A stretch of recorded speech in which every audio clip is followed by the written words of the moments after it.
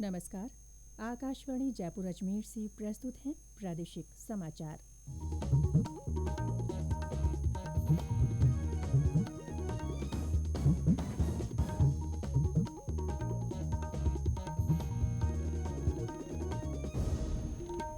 मुख्य समाचार। प्रधानमंत्री नरेंद्र मोदी आज वीडियो कॉन्फ्रेंस के माध्यम से विकसित भारत संकल्प यात्रा के लाभार्थियों से बातचीत करेंगे। राज्यों के मुख्य सचिवों का तीसरा राष्ट्रीय सम्मेलन आज से नई दिल्ली में। बीकानेर जिले में तेल गैस खोज के लिए ड्रिलिंग का काम शुरू। बीकानेर नागौर बेसिन में 2118 वर्ग किलोमीटर एरिया में तेल गैस होने के साक्ष्य मिले। और प्रदेश में तापमान में उतार चढ़ाव के बीच तेज सर्दी का दौर जारी। 31 दिसंबर से कई स्थानों पर हल्की बारिश की संभावना।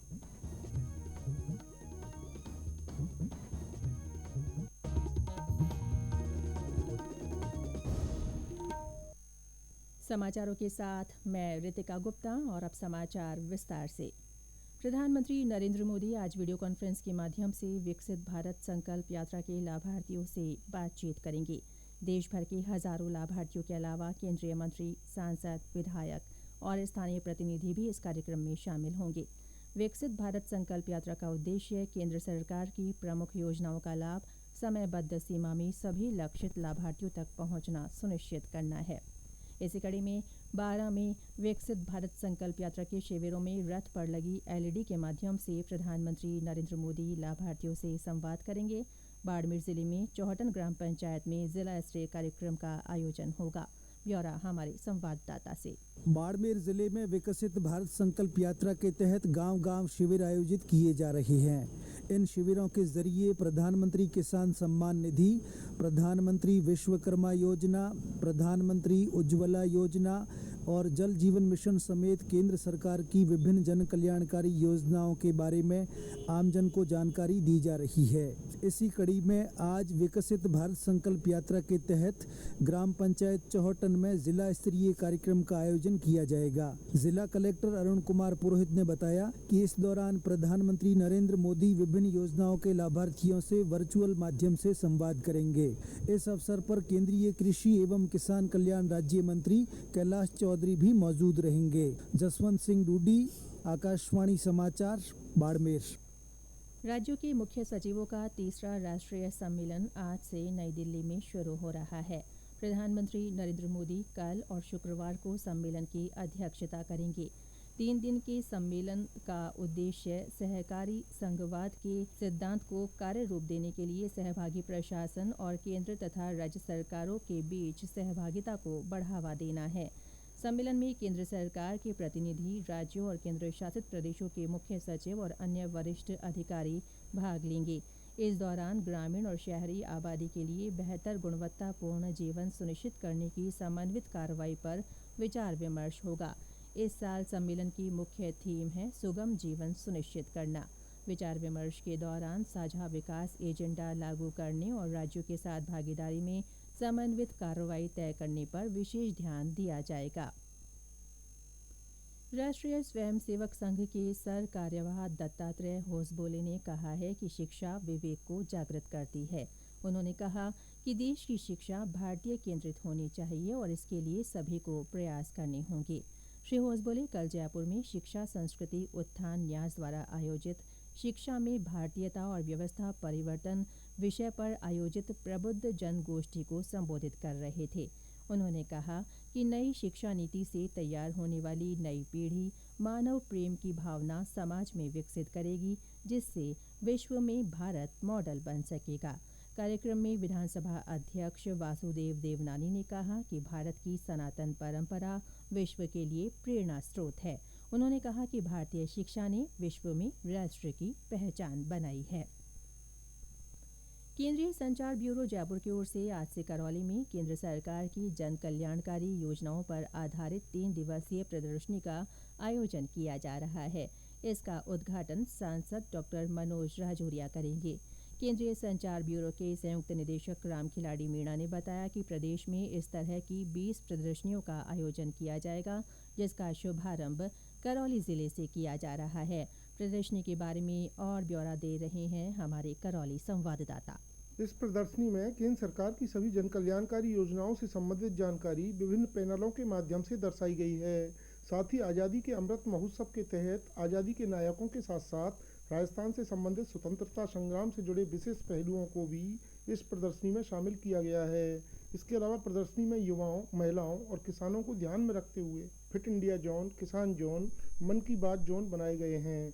3 दिवसीय प्रदर्शनी के अवलोकन हेतु आमजन उपस्थित होकर सरकार की कल्याणकारी योजनाओं के बारे में जानकारी प्राप्त कर सकेंगे।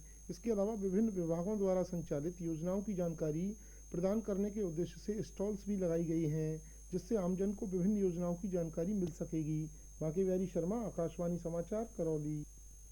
ये समाचार आकाशवाणी जयपुर अजमेर से प्रसारित किए जा रहे हैं। बीकानेर जिले में तेल गैस खोज के लिए ड्रिलिंग का काम शुरू हो गया है। तेल और प्राकृतिक गैस निगम ONGC ने 3 स्थानों पर कल से खुदाई का काम शुरू किया। इस पर 49 करोड़ रुपए खर्च किए जाएंगे। इस दौरान केंद्रीय मंत्री अर्जुन राम मेघवाल भी मौजूद रहे। इस मौके पर उन्होंने कहा कि कोलायत में सेरेमिक के कच्चे माल का भंडार है। तेल और गैस मिलने से ये क्षेत्र सेरेमिक हब बन जाएगा। बीकानेर में लिथियम, हीलियम और हाइड्रोजन के भी साक्ष्य मिले हैं। बीकानेर नागौर बेसिन में 2118 वर्ग किलोमीटर एरिया में तेल गैस होने के साक्ष्य मिले हैं।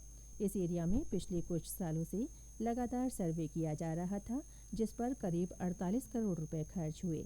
इस सर्वे के आधार पर अब नाल में 2 जगह और कोलायत के सालासर सहित 3 जगहों पर खुदाई का काम शुरू हुआ है। ग्रामीण क्षेत्रों में पर्यटन को बढ़ावा देने के उद्देश्य से भारत सरकार के पर्यटन मंत्रालय की ओर से बेस्ट टूरिज्म विलेज प्रतियोगिता का आयोजन किया जा रहा है। इस बारे में सवाईमाधोपुर जिले से हमारे संवाददाता और जानकारी दे रहे हैं। भारत सरकार के पर्यटन मंत्रालय की ओर से आयोजित प्रतियोगिता में heritage, adventure, craft, agro tourism, green village, vibrant village, spiritual और वेलनेस तथा स्वच्छ गांव सहित 11 अलग अलग श्रेणियों में गांवों का चयन किया जाएगा। इसमें पहले जिला, फिर राज्य और राष्ट्रीय स्तर पर चयन किया जाएगा। जिला स्तरीय प्रतियोगिता के लिए कोई भी व्यक्ति, समिति, संस्था अथवा सरकारी कर्मचारी ऑनलाइन 31 दिसंबर तक आवेदन कर सकता है। गौरतलब है कि वर्ष 2023 की प्रतियोगिता में भारत सरकार की ओर से चयनित 35 गांव में सवाईमाधोपुर सर्किट से श्री महावीर जी के नौराबाद गांव को कांस्य पदक मिला था। इस प्रतियोगिता में प्राकृतिक और सांस्कृतिक विरासतों से समृद्ध गांव में पर्यटन की संभावनाएं बढ़ने के साथ साथ युवाओं को रोजगार के अवसर भी बढ़ेंगे। सतीश वर्मा, आकाशवाणी समाचार, सवाईमाधोपुर। प्रदेश में तापमान में उतार चढ़ाव के बीच तेज सर्दी का दौर जारी है। हालांकि सीकर के फतेहपुर में आज न्यूनतम तापमान में बढ़ोतरी हुई है। सवाईमाधोपुर में तापमान में गिरावट के साथ ही तेज सर्दी का असर बना हुआ है। भरतपुर में भी सर्दी का असर बढ़ा है और कोहरा छाने से यातायात प्रभावित हो रहा है। श्रीगंगानगर में मौसम में आई बदलाव से देर रात हल्की बरसात हुई। टोंक में सर्दी के तेज असर को देखते हुए जिला कलेक्टर ने कल रात प्रशासन द्वारा की जा रही व्यवस्थाओं का जायजा लिया। उन्होंने रैन बसेरों का आकस्मिक निरीक्षण किया। मौसम केंद्र जयपुर के निदेशक राधेश्याम शर्मा ने आकाशवाणी को बताया कि 31 दिसंबर से प्रदेश में मौसम में बदलाव के साथ कई स्थानों पर हल्की से मध्यम दर्जे की बारिश की संभावना है।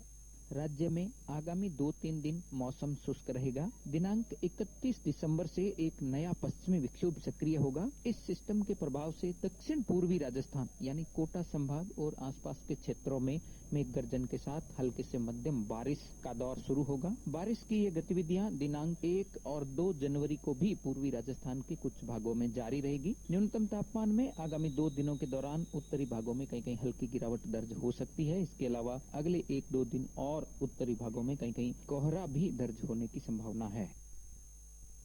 और अंत में मुख्य समाचार एक बार फिर।